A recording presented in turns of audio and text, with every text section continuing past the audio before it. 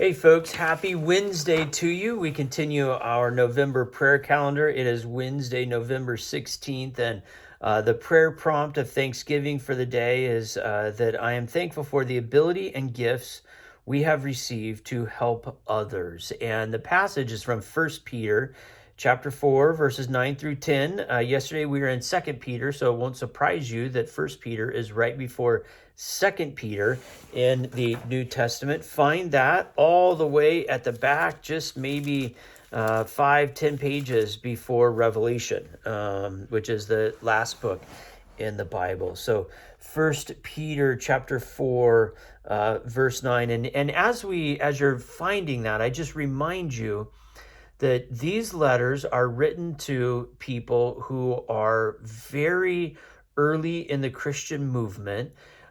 Nearly everyone is an adult convert, and so we're not talking about cradle Christians here, people who have grown up in generation after generation of Christianity. We're talking about adults who have a whole formed life and belief system and way of behavior and customs and rituals that are fully formed, and then they become Christians. And so everyone is trying to figure out, how do I sort of add Christianity onto my life? What parts of my life do I need to stop doing in order to be a Christian? What things I need to add into my life? And so it's this whole kind of formed people who are now having to change. And change is difficult for us, of course, but also change is difficult for other folks. So I might believe, well, what I should do is add this to sort of my life in order to be a fully committed follower of Christ. And someone else might think something different. And so then there's some conflict, and it's some of the conflict is pretty harsh, but some of the conflict is just churches together trying to figure it out. What does it mean to be people of prayer? What does it mean to serve? What does it mean to gather together? When do we gather? How do we gather? How much do we need to serve? When do we take communion? How do we take all of the sorts of things that churches still today, 2,000 years later, have conversation and sometimes argument about. And it's in that setting that this passage is written.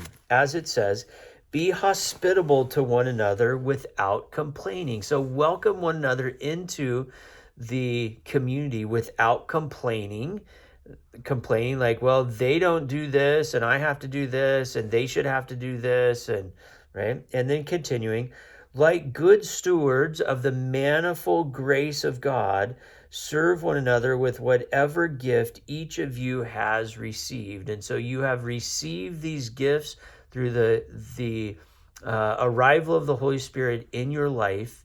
And those are, God has given you a treasure chest of grace, and your job is to give it out, to serve others with that form of grace. And so we get this sense that it's this encouragement to just welcome folks and love people and serve them with whatever God has given you to serve them.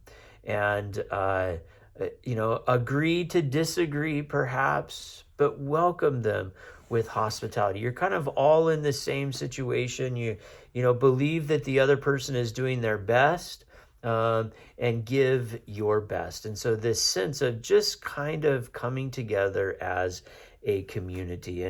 And so we are thankful for our part in that community, our part that we still get to be hospitable to new folks, and we still get to be these servants, these givers of God's grace for all who come.